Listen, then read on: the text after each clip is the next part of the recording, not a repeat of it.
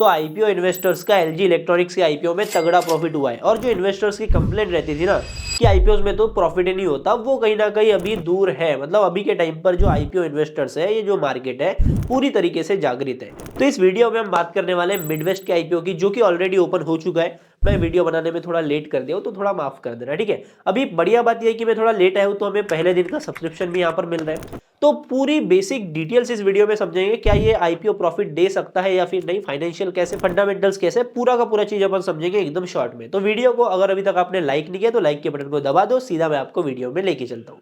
सबसे पहले तो आईपीओ की टाइमलाइन की अपन बात करते हैं। देखो 15 अक्टूबर को ना ये आईपीओ मार्केट में ओपन हो चुका है, ठीक है। मैं फर्स्ट डे ये वीडियो बना रहा हूँ।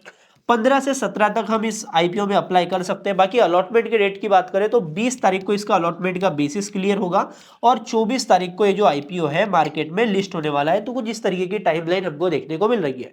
बाकी आईपीओ के इशू साइज की बात करें तो 451 करोड़ का इसका इशू होने वाला है, जो कि कॉम्बिनेशन होने वाला है फ्रेश इशू और ऑफर फॉर सेल का। मतलब दोनों ही चीजें यहाँ पर देखने को मिल रही है।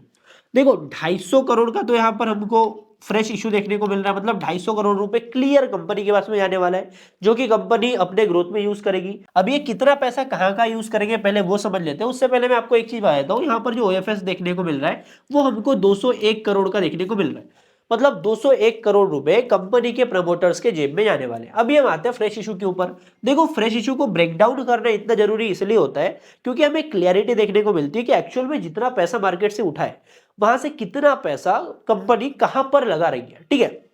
तो 130 करोड़ रुपए 250 करोड़ में से ये करने वाले कैपेक्स अपने सब्सिडरी में, मतलब अपने माइनिंग कैपेसिटी को ये बढ़ाने वाले। बिजनेस क्या है वो भी अपन समझेंगे।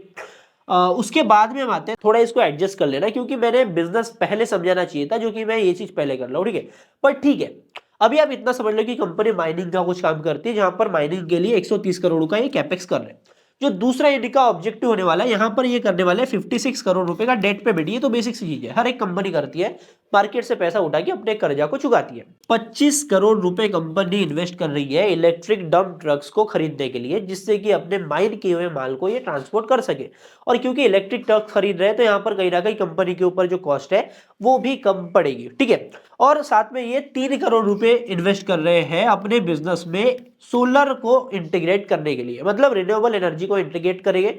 जैसे कि हमें क्लियरली समझ में आता है कि जो सोलर एनर्जी है वो काफी ज्यादा सस्ती पड़ती है लॉन्गर टर्म में। मतलब कहीं ना कहीं यहाँ पर कंपनी अपने बिजनेस को और भी ऑप्टिमाइज कर रहे हैं, कॉस्ट ऑप्टिमिज्म की तरफ जा रहे हैं। मतलब कॉस्ट कहीं ना कहीं बिजनेस को कम लगे, जिससे कि इवेंचुअली ये बिजनेस में अपनी प्रॉफिटेबिलिटी को और ग्रोथ को बढ़ा सके। बाकी रिटेल इन्वेस्टर्स की बात करें तो यहाँ पर 35% का रिटेल कोटा रखा गया है। मतलब अच्छी बात है क्योंकि ऑलरेडी छोटा इशू है, तो यहाँ पर इन्वेस्टर्स के लिए जो मैक्सिमम लिमिट है, मतलब मैक्सिमम लिमिट ये नहीं है, इससे भी बड़े बड़े आईपीओ देखने को मिले। 50% का भी रिटेल कोटा था कुछ आईपीओ में, मेरे को नाम याद नहीं आ रहा है, पर 35% इनफ है भाई, जनरली इतना ही होता है।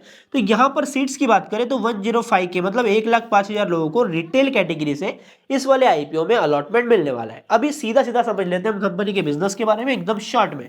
कंपनी धंधा क्या करती है, किस तरीके का धंधा देखने को मिल रहा है, वो सारी चीजें अपन समझ लेते हैं। तो हर बार अपन क्या करते हैं, कंपनी की ऑफिशियल वेबसाइट के ऊपर आते हैं, जहां पर हमको क्लियरली काफी सारी चीजें पता चल जाती है, ठीक है। तो मैं पहले ही होमवर्क कर लिया हूं, यहाँ पर आपके सामने मैं टाइम नहीं गवाऊंगा, इसलिए मैं आपको ऑलरेडी बता देता हूं कि एक्चुअल में कंपनी का मामला क्या है। देखो कंपनी करती क्या है, कंपनी करती है माइनिंग। अभी माइन करके कुछ तो निकालते होंगे धरती से, तो ये निकालते हैं नेचुरल स्टोन्स को।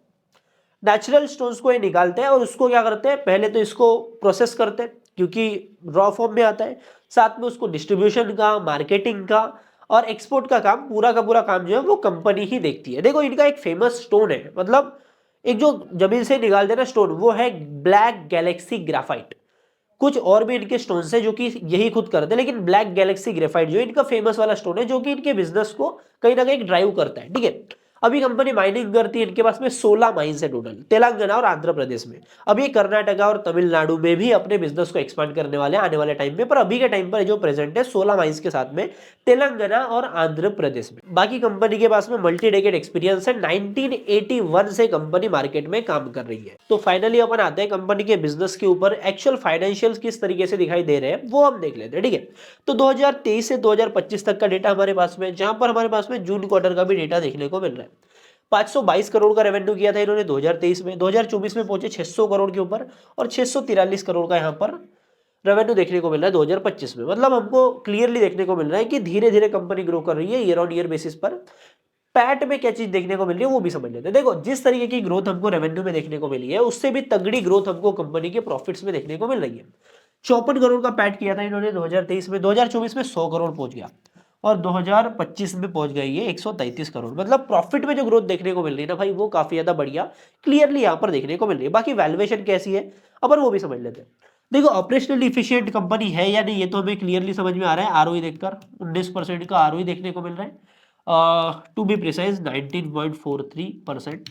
आरओसी की बात करें रिटर्न ऑन कैपिटल एम्प्लॉयड की तो ये काफी ज्यादा इंपॉर्टेंट हो जाता है एक माइनिंग कंपनी के लिए।